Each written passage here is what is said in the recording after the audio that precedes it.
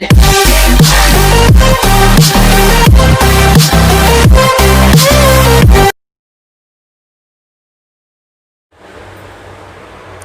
बच्चों, YouTube की online education में आपका एक चैप्टर चल रहा है समांतर श्रेणी, अर्थमेटिक प्रोग्रेसिंग। शॉर्ट में इसे एपी पढ़ते हैं हम लोग। हमने बताया भी था आपको कि शॉर्ट में इसे हम अर्थमेटिक प्रोग्रेसिंग एपी, ठीक है। तो देखिए एक्सरसाइज इसमें 5 भी चल रही थी आपकी, और क्वेश्चन नंबर आपके 17 तक हमने आपको करा दिए थे। इसके बाद में 18वां क्वेश्चन आया आपका, जो उसे आप ध्यान से देखें। वह समांतर श्रेणी ज्ञात कीजिए जिसका तीसरा पद 16 है और 7वां पद 5वें पद से 12 अधिक है। बहुत ध्यान से देखें।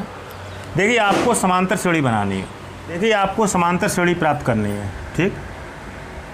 अतः प्राप्त समांतर श्रेणी, अतः प्राप्त समांतर श्रेणी। देखिए समांतर श्रेणी कैसे प्राप्त करेंगे।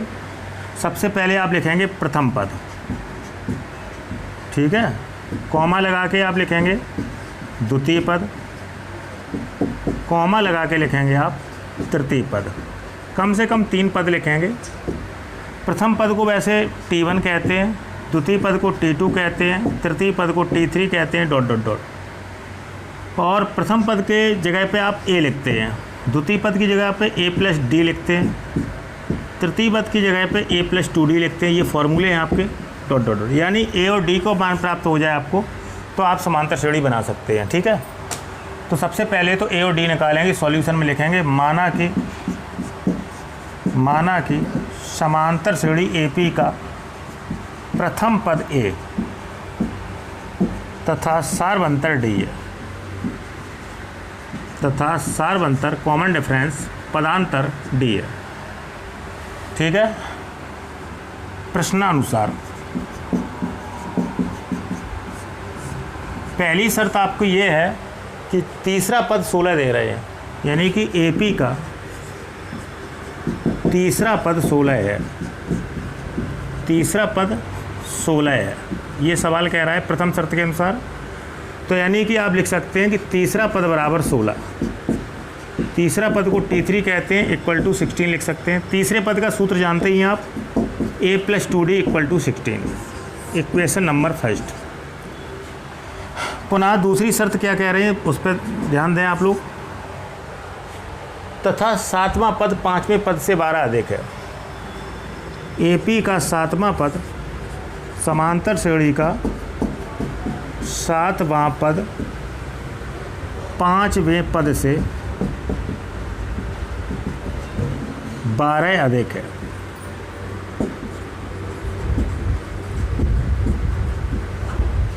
यानी कि 7वां पद यहाँ पे लिखेंगे तब 7वां पद, इसको कहते हैं T7।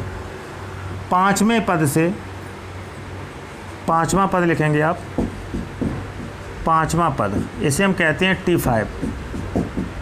12 अधिक है, ठीक है। 7वां पद 5वें पद से 12 अधिक है, 5वें पद को 12 अधिक करेंगे, 7वें पद के बराबर रखेंगे। इनके फॉर्मूले आप जानते हैं। 7वें पद का फॉर्मूला होता है A+6D इक्वल टू 5वें पद का फॉर्मूला होता है A+4D प्लस के 12।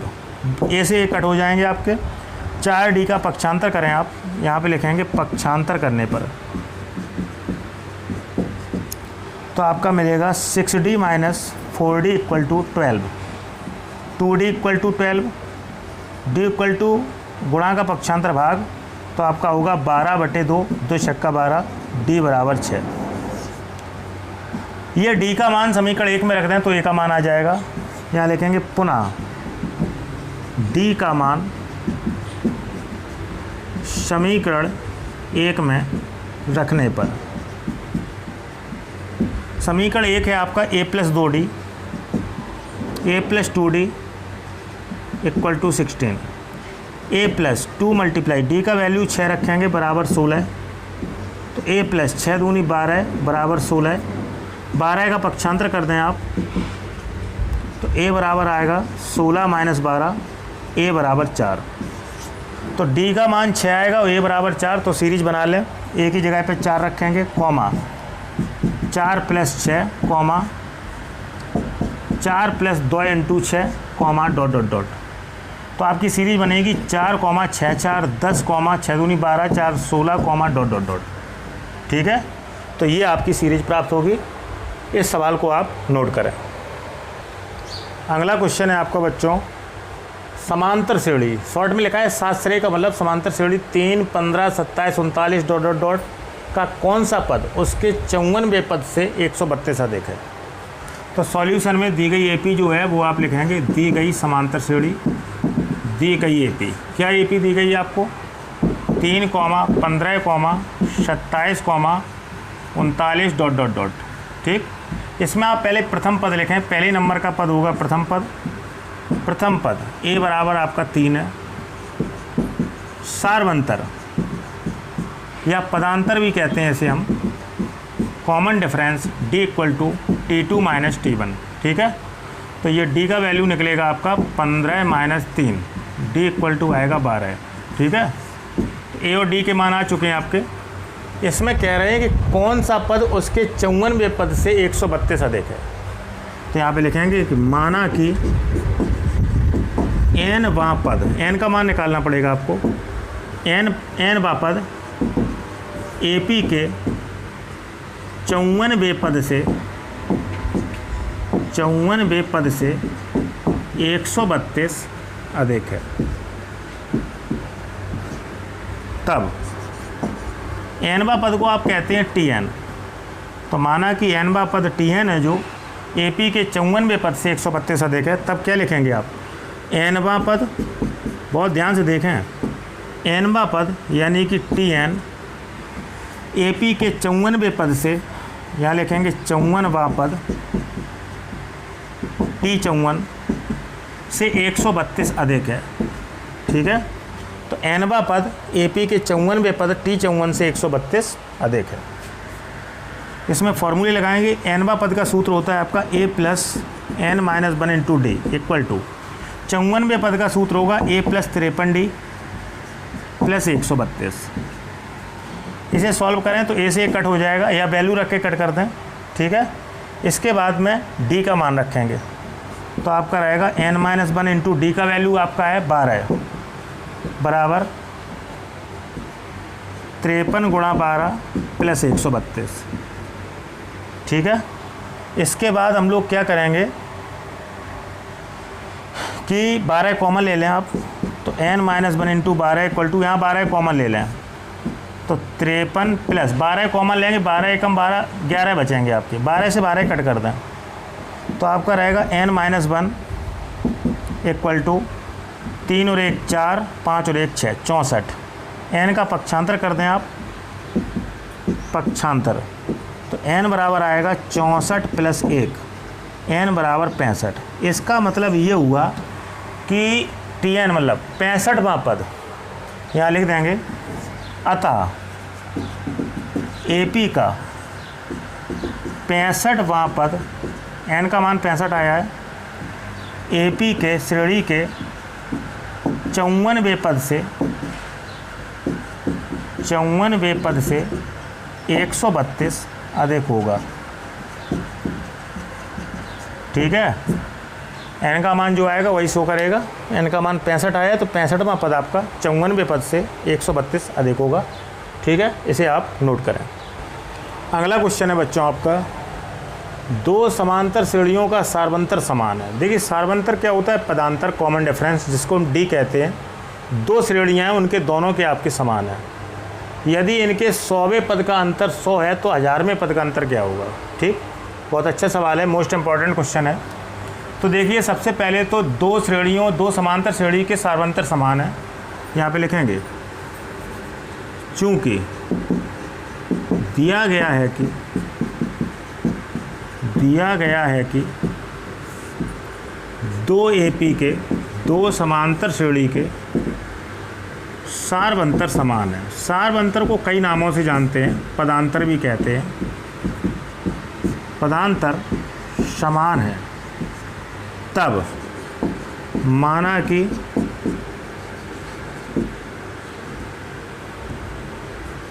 दोनों AP के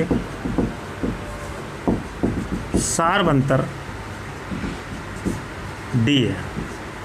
दोनों एपी का सार्वंतर डी मान लें, पहली एपी का भी सार्वंतर डी है, कॉमन डिफरेंस, और दूसरी एपी का सार्वंतर भी डी है। लेकिन प्रथम पद तो अलग अलग होंगे। क्या मानेंगे, माना कि दोनों एपी के, दोनों समांतर श्रेणी के प्रथम पद क्रमशः A1 तथा A2 है। ठीक है, प्रश्नानुसार सार्वंतर समान है तो आपके सार्वंतर समान। इनके 100वें पद का अंतर भी दिया है आपका 100। यहाँ लिखेंगे प्रश्नानुसार दोनों श्रेणियों के, दोनों एपी के 100वें पद का अंतर, 100वें पद का अंतर माने होता है -100 है।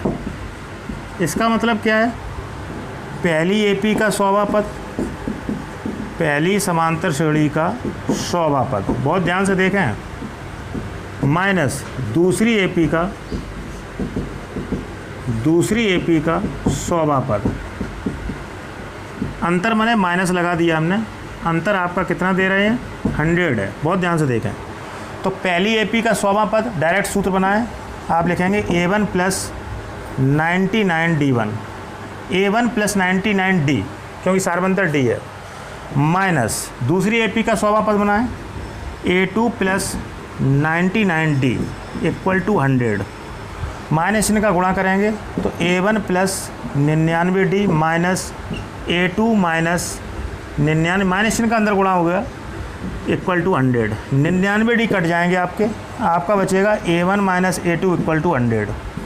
ठीक है, अब आपसे ये कह रहे हैं उनके 1000वें पद का अंतर ज्ञात कीजिए। यहाँ लिखेंगे पुनः दोनों एपी के, दोनों समांतर श्रेणी के 1000वें पदों का अंतर या पद का अंतर। तो आइए इसको निकालें। इसका मतलब है पहली एपी का 1000वां पद, पहली समांतर श्रेणी का 1000वां पद, माइनस दूसरी समांतर श्रेणी का 1000वां पद। ये आपसे पूछा गया है।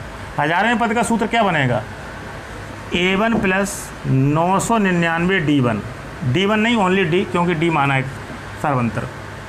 ठीक है, माइनस दूसरी एपी का क्या लिखेंगे, A2 + 999D, अंतर कर रहे हैं तो माइनस चिन्ह का अंदर गुणा करेंगे आप, तो A1 + 999D माइनस के A2 माइनस के 999D कट जाएंगे आपके, आपका बचेगा A1 - A2, जिसकी वैल्यू हमारी 100 है। ठीक है, तो इनके 1000वें पद का अंतर भी आपका 100 आएगा। कितने भी पदों का अंतर निकालें, आपका लास्ट में A1 - A2 बचेगा, जिसका अंतर आपका 100 रहेगा, जैसे कि आपका यहाँ है। तो आपकी दो समांतर श्रेणियाँ थी, सार्वंतर समान थे, दोनों के सार्वंतर डी माने हमने। 100वें पद का अंतर आपका 100 दिया था, 1000वें पद का अंतर पूछा था, तो हमने एपी के सार्वंतर समान है तो मान लिया सार्वंतर डी है, कॉमन डिफरेंस डी है। प्रश्नानुसार दोनों एपी के 100वें पद का अंतर 100 दिया था, पहली एपी का 100वां पद माइनस दूसरी एपी का 100वां पद बराबर 100। 100वें पद का डायरेक्ट सूत्र लगाएंगे, एक डी कम करके लिखेंगे तो A1 + 99D। प्रथम पद A1 A2 है, डी आपका निश्चित है, A1 + 99D minus A2 + 99D बराबर 100, माइनस चिन्ह का अंदर गुणा किया, 99D कट गए, A1 - A2 बराबर 100। जितने भी पदों का अंतर निकालेंगे आपका 100 ही आएगा। ठीक, इसे आप नोट करें। इसी तरीके से आपका बच्चों अगला क्वेश्चन है, क्वेश्चन नंबर 21, किसी समांतर श्रेणी के चौथे और 8वें पदों का योग 24 है। ठीक है, तो यहाँ पे लिखेंगे किसी एपी में, सॉल्यूशन में लिख रहे हैं किसी एपी में, किसी समांतर श्रेणी में, क्या कह रहे हैं, बहुत ध्यान से बात सुनें इनकी।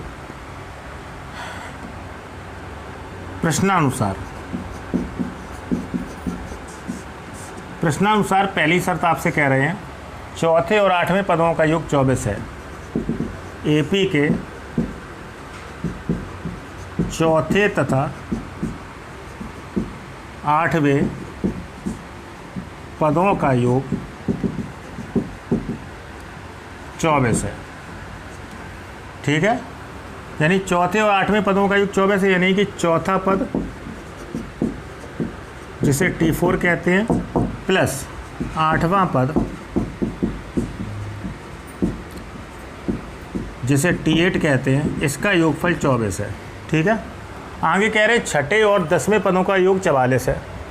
दूसरी शर्त कह रहे हैं AP के छठवें पद तथा 10वें पद का योगफल, 10वें पद का योग ये आपको दे रहे हैं 44 है। ठीक है। तो आपका रहेगा छठवां पद, तब छठवां पद इसको कहेंगे T6 प्लस 10वां पद इसको कहेंगे T10 इक्वल टू 14। इनका जोड़ आपका 44 रहेगा, 44। इस श्रेणी के प्रथम 3 पद लिखिए। आपको जो है AP के समांतर श्रेणी के प्रथम 3 पद लिखने हैं, प्रथम 3 पद। तो इसका मतलब आपको T1, T2 और T3 लिखना होगा। T1 की जगह A लिखेंगे, T2 की जगह A प्लस D लिखेंगे, T3 की जगह A प्लस 2D लिखेंगे। यानी A और D आपके अनिवार्य रूप से आने चाहिए। तो किसी AP में मान लेंगे, माना कि प्रथम पद A तथा सार्वंतर D है, तथा सार्वंतर कॉमन डिफरेंस D है। प्रश्नानुसार चौथा पद 8वां पद मिलकर 24 है। चौथा पद का सूत्र होता है A प्लस 3D। 8वें पद का सूत्र होता है A plus 7D equal to 24। A और A 2A प्लस 7 3 10D बराबर 24। 2 कॉमन ले लें आप, तो आपका बचेगा A plus 5D equal to 24। 2 से 24 काट दें, 2 से 24, तो आपका बचेगा A plus 5D equal to 12। Equation number first. आगे शर्त सुनिए इनकी, छठवें पद और T6 और 10वें पद T10 का योगफल 44 है। तो T6 का फॉर्मूला बनेगा A plus 5D plus A plus 9D equal to 44। A और A 2A रहेगा आपका, प्लस 9 5 14D बराबर 44। 2 कॉमन ले लें, A plus 7D equal to 44। 2 से 44 काट दें, तो आपका रहेगा A plus 7D equal to 22। ये आपका रहेगा समीकरण नंबर 2। समीकरण 1 और 2 को हल कर लेंगे। तो यहाँ लिखेंगे आप समीकरण फर्स्ट व सेकंड को हल करने पर, समीकरण फर्स्ट है आपका A plus 5D equal to 12। समीकरण सेकंड है आपका A plus 7D equal to 22। इन दोनों समीकरणों को विलोपन विधि से हल कर देंगे आप। ठीक है। तो आपका प्रथम पद A, प्रथम पद जो A कहते हैं उसे निकालेंगे आप, और सार्वंतर जिसे D कहते हैं कॉमन डिफरेंस, ये दोनों वैल्यू निकाल के आप रख देंगे श्रेणी के प्रथम 3 पदों में। यहाँ पे आप रखेंगे प्रथम पद A, प्रथम पद A तथा सार्वंतर D के मान रखने पर, जैसे ही आप मान रखेंगे आपके तीनों पद क्रम से आपके तैयार हो जाएंगे। A plus D, A plus 2D अर्थात T1 plus T2 plus T3। ठीक है। तो इसमें 2 समीकरण बना के इसको हमने सॉल्व किया। समीकरण जब आगे सॉल्व करेंगे विलोपन विधि से 2 चर वाले समीकरण, तो आपके A और D के मान आ जाएंगे। वही A और D के मान सीरीज में रख दें, आपकी सीरीज बन जाएगी। इसे आप नोट करें। अगला क्वेश्चन है आपका बच्चों, सुब्बा राव ने 1995 में रुपये 5000 रुपये के मासिक वेतन पर कार्य आरंभ किया और प्रत्येक वर्ष 200 रुपये की वेतन वृद्धि प्राप्त की। किस वर्ष में उनका वेतन 7000 हो जाएगा। ठीक है। तो सॉल्यूशन में देखिए, सुब्बा राव के वेतन का विवरण थोड़ा दिया गया है। सुब्बा राव के मासिक वेतन का, या यहाँ लिखें वेतन का विवरण। ठीक है। वेतन का विवरण दे रहे हैं कुछ। तो देखिए, वर्ष 1995 में इनको 5000 रुपये मिलते थे। ठीक है, किसी कार्य करने के लिए। प्रत्येक वर्ष 200 रुपये की वृद्धि हो रही, तो 1996 में इनका ऑटोमेटिक वेतन 5200 हो जाएगा, क्योंकि 200 रुपये की वृद्धि हो रही है। ठीक है, 1997 में 5400 रुपये इनको मिलेंगे। इसी तरीके से मिल रहे हैं। तो क्वेश्चन ये कह रहा है कि किस सन में इनका वेतन 7000 हो जाएगा, क्वेश्चन ये है। तो देखिए, सुब्बा राव के वेतन का विवरण दिया है 1995 में 5000, 1996 में 5200, 1997 में 5400, 200 का इंक्रीजमेंट हो जाएगा। तो यहाँ पे सबसे पहले ये लिखेंगे कि प्रारंभिक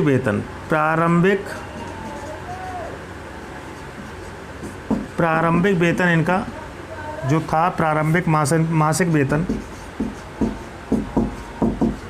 ठीक है, प्रथम पद मान सकते हैं इसे ए, यानी कि प्रथम पद इनका आपका था 5000 रुपये। इसके बाद प्रत्येक वर्ष रुपये 200 की वेतन की वृद्धि प्राप्त की। यहाँ पे लिखेंगे चूँकि प्रत्येक वर्ष रुपये 200 की वेतन वृद्धि प्राप्त की, इसका मतलब है तब सार्वंतर आपका या पदांतर होगा 200, सार्वंतर या इसको हम पदांतर भी कह सकते हैं। Common difference D equal to 200 रहेगा, 200 का डिफरेंस करते हुए जाएंगे। किस वर्ष में उनका वेतन 7000 हो जाएगा, ठीक है। तो यहाँ ये T1 है, ये T2 है, ये T3 है। आपको पता नहीं है किस सन में है, तो आप मान लें TN, ठीक है। यहाँ पे लिखेंगे तब माना कि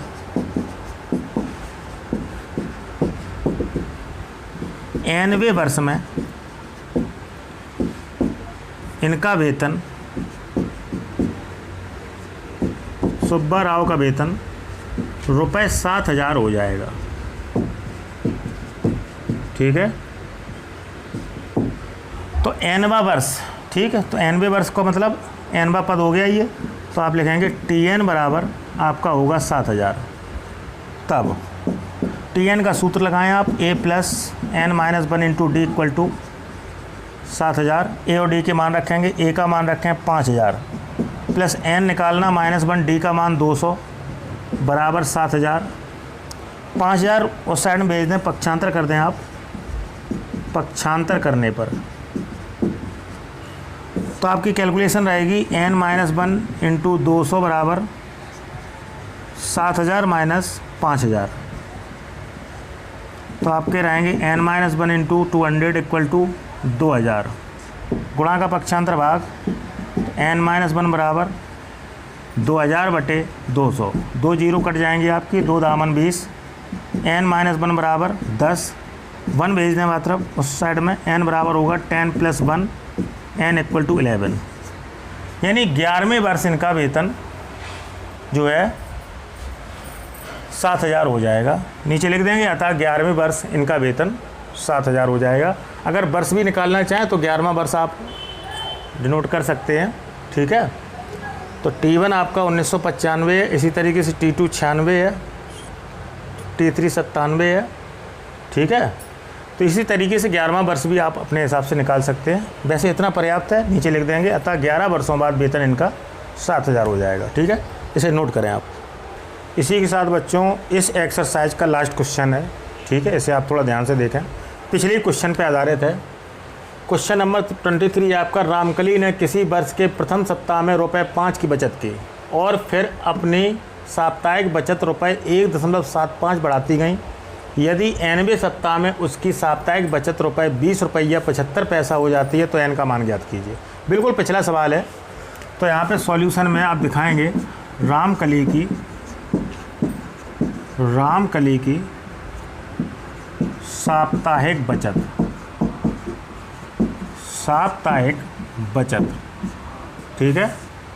तो यहाँ प्रथम सप्ताह की दिखाएंगे आप, प्रथम सप्ताह। इसी तरीके से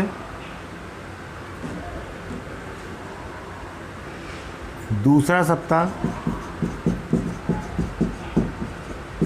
तीसरा सप्ताह, इस तरीके से ये साप्ताहिक बचत कर रही हैं। ठीक है, ये पहला सप्ताह हो गया आपका। तो प्रश्न क्या कह रहा है, रामकली ने किसी वर्ष के प्रथम सप्ताह में 5 रुपए की बचत की है।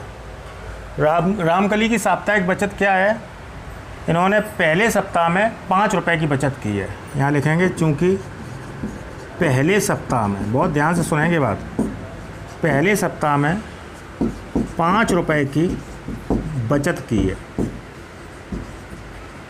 इसका मतलब है प्रथम पद आपका हो गया a बराबर 5।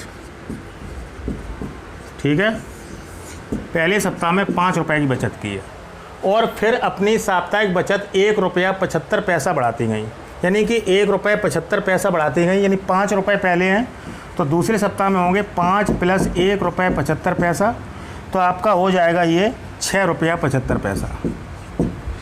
फिर तीसरे सप्ताह में 6 रुपया 75 पैसा में फिर आपके 1 रुपया 75 पैसा इन्होंने इंक्रीज किए, तो आपके ये हो गए 8 रुपये 50 पैसा। ठीक है, इस तरीके से बचत बढ़ा रही हैं। तो इनका सारवंतर क्या रहेगा, 1.75 घटाने पर भी और वैसे पर भी। और फिर अपनी साप्ताहिक बचत 1 रुपये 75 पैसे बढ़ाती गए। यहाँ लिखेंगे तथा अपनी साप्ताहिक बचत 1 रुपया 75 पैसा बढ़ाती गई। इसका मतलब है सारवंतर हो गया आपका सारवंतर। ठीक है, जिसे हम पदांतर कहते हैं, common difference D equal to 1 रुपया 75 पैसा। ठीक,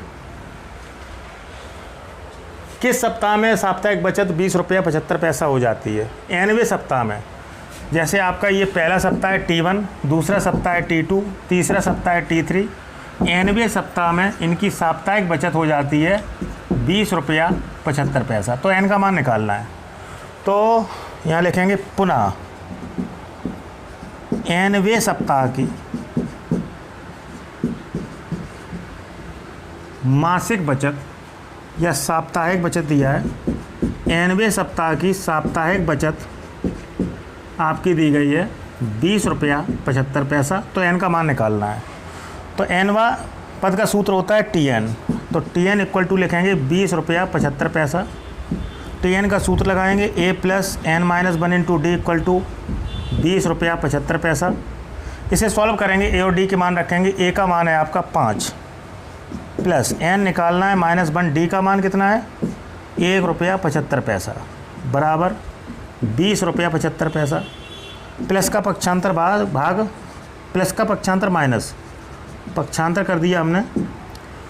तो देखिए पक्षांतर करने से यहाँ बचेगा आपका n माइनस 1 1 रुपया 75 पैसा बराबर 20 रुपया 75 पैसा माइनस 5, तो n माइनस 1 1 रुपया 75 पैसा बराबर 15 रुपया 75 पैसा घटाने पर। इसके बाद बच्चों क्या करेंगे, गुणा का पक्षांतर भाग n माइनस 1 बराबर 15 रुपया 75 पैसा बटे 1 रुपया 75 पैसा। ठीक है, तो ये डिवाइड कर देंगे आप, तो ये दशमलव आपका कट जाएगा। 175 निम्मा होते हैं 1575, तो n माइनस 1 बराबर 9, 1 ले जाएं उस साइड में, n equal to 9 plus 1, n equal to 10। यानी सीधी बात है 10वें सप्ताह में उसकी साप्ताहिक बचत 20 रुपये 75 पैसे हो जाएगी। बिल्कुल पिछले टाइप पे आधारित था क्वेश्चन ये, तो आप कर भी सकते हैं आप। ठीक है, इसे आप नोट करें। आगे बच्चों हम अगली एक्सरसाइज की ओर बढ़ेंगे, एक्सरसाइज 5C। तो इसमें देखिए n पदों के योगफल, समांतर श्रेणी के AP के n पदों के योगफल के बारे में चर्चा करेंगे। n पदों का योगफल सूत्र वैसे हम आपको लिखा चुके हैं, इसे हम सम ऑफ n कहते हैं। S फॉर होता है सम, सम माने जोड़। किसका जोड़ कर रहे हैं आप, n का, तो Sn कहेंगे इसे। तो Sn बराबर हमने 2 सूत्र आपको दिए हैं, इस पर विशेष ध्यान दें। Sn बराबर दिया है आपको n/2 2a plus n minus 1 into D, पहला फार्मूला ये दिया है। दूसरा फार्मूला दिया है Sn equal to n/2 a plus l। परिस्थिति के आधार पे लगेंगे। देखिए यहाँ पे प्रथम पद सारवंतर और पदों की संख्या बहुत अनिवार्य है। जहाँ ए आपका होता है प्रथम पद, ठीक है। डी जानते ही आप सार्वंतर या पदांतर। एन है पदों की संख्या, जितने पदों का योगफल निकाल रहे हैं, ये मोस्ट इम्पॉर्टेंट है, वो आपको होना चाहिए, पदों की संख्या। इसी तरीके से एस एन बराबर N by two A plus L लग सकता है, जहाँ लास्ट नंबर आपका एल काम करेगा, जहाँ ए जानते ही आप प्रथम पद है, एल आपका होता है अंतिम पद, और एन होता है पदों की संख्या। अनिवार्य रूप से आपका एन दिया होना चाहिए। अगर फिर आपको सीरीज में ए और डी दे रहे हैं तो आप पहला फार्मूला लगाएंगे, और अगर आपको अंतिम पद प्राप्त है तो आप दूसरा फार्मूला लगाएंगे। ये वैसे हम लिखा चुके हैं, तब भी जिनके नोट ना हो वो नोट करें। इसके अलावा हमने आपको एक और बताया था कि जब n पदों का योगफल, n पदों का योगफल, इसको कहते हैं एस एन, ये जो लिखा हुआ है एस एन दिया जाए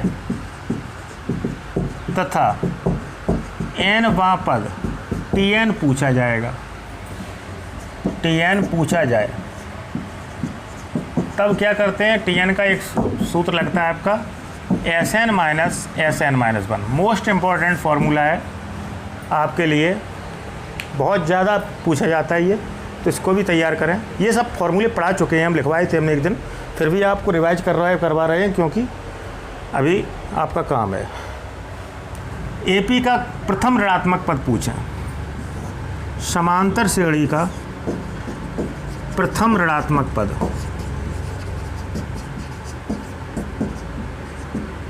तो आप क्या करेंगे, आप हमेशा जो है एनवा पद जो होता है टी एन, वो लेस देन 0 लेंगे। यहाँ से आप जब n निकालेंगे तो n आपको बता देगा प्रथम ऋणात्मक पद कौन सा है। ए और डी दिए जाएंगे आपको, ए प्रथम पद दिया जाएगा और डी सार्वंतर दिया जाएगा। आपसे कहा जाएगा सीरीज का बताइए प्रथम ऋणात्मक पद कौन सा होगा, ठीक है, या पद संख्या पूछ दें तो आप यहाँ से निकाल सकते हैं। पद संख्या यहाँ से आएगा कि ये पद आपका ऋणात्मक पद होगा, फिर चाहो तो उसको निकाल लो तो आपको पता लग जाएगा कि कौन सा ऋणात्मक पद है, ठीक है। तो ये सूत्र जिनके नोट ना हो वो नोट कर लें, वैसे तो हमने नोट कराए हैं, नोट करें आप। इसी आधार पे आपकी अगली एक्सरसाइज स्टार्ट कर रहे हैं आज से बच्चों। एक्सरसाइज 5C, देखिए इसमें क्या कहा गया है, क्वेश्चन एक जैसे पहले सुनिए। क्वेश्चन नंबर पहला है आपका, निम्नलिखित श्रेणियों के योगफल ज्ञात कीजिए। श्रेणियाँ दी गई हैं और आपसे कहा गया है कि इतने पदों तक योगफल ज्ञात कीजिए, 22 पदों तक, 10 पदों तक, 13 पदों तक, 21 पदों तक, 12 पदों तक, 100 पदों तक। दूसरे का पहला पार्ट भी इसी तरीके से मैच कर रहा है, श्रेणी 1/15, 1/12, 1/10 ... 11 पदों तक योगफल ज्ञात कीजिए। तो ये सभी क्वेश्चन आपके एक जैसे हैं, इनको आप होमवर्क में कर सकते हैं अगर आप जो है ध्यान से एक क्वेश्चन समझेंगे तब। तो देखिए सबसे पहले हम आपको पहला क्वेश्चन बताने जा रहे हैं। इसके बाद ये जो पार्ट आप देख रहे हैं इसके, तो ये पार्ट आप होमवर्क में प्रयास कर सकते हैं, ठीक है, इसे भी होमवर्क में लगाएंगे। तो सॉल्यूशन हम कर रहे हैं आपका क्वेश्चन नंबर फर्स्ट का पहला पार्ट। बहुत ध्यान से देखें, आपको दी गई एक श्रेणी कि 5 + 8 + 11 + 14 + ... 22 पदों तक योगफल ज्ञात करना है आपको, 22 पदों तक। तो आइए देखें कैसे करें। तो देखिए पदों की संख्या दी गई है आपको 22, तो यहाँ लिखेंगे, सॉल्यूशन कर ही रहे हैं, पदों की संख्या, पदों की संख्या दे रहे हैं n बराबर 22 पदों तक योगफल ज्ञात करना है। प्रथम पद कितना दिया है आपको, प्रथम पद दिया है a बराबर 5। सार्वंतर कितना दिया है, सार्वंतर या पदांतर कहते हैं इसे, d = T2 - T1, तो d = 8 - 5, d = रहेगा 3। ये आपके T1 T2 होते हैं, पता होने चाहिए आपको। अंतिम पद प्राप्त नहीं है तो इसमें आप वो फार्मूला लगाएं जिसमें आपको ए और डी प्राप्त है। यहाँ लिखेंगे तब AP के समांतर श्रेणी के n पदों का योगफल, n पदों का योगफल। आप जानते हैं सूत्र, आप SN = होता है n/2 2a + n - 1 × d, ठीक है। ए और डी हमें प्राप्त है, n प्राप्त है, तो इसी फार्मूले में आप रखेंगे। तो आप तब AP के कितने पदों का योगफल निकाल रहे हैं? 22 पदों का योगफल। तो यहाँ लिखेंगे 22 पदों का योगफल। ठीक है, तो n की जगह 22 आया है, तो यहाँ भी आप s 22 कर देंगे, बराबर 22/2, 2 इंटू a का मान कितना है 5, प्लस n का मान 22 माइनस 1, d का मान है आपका 3। ये बच्चों हम लोग क्या करेंगे, s 22 बराबर 11 दूनी 22, 11 बचेंगे आपके, 5 दूनी 10, प्लस 22 में से 1 गया 21 बचेगा आपका, इंटू 3 चल रहा है।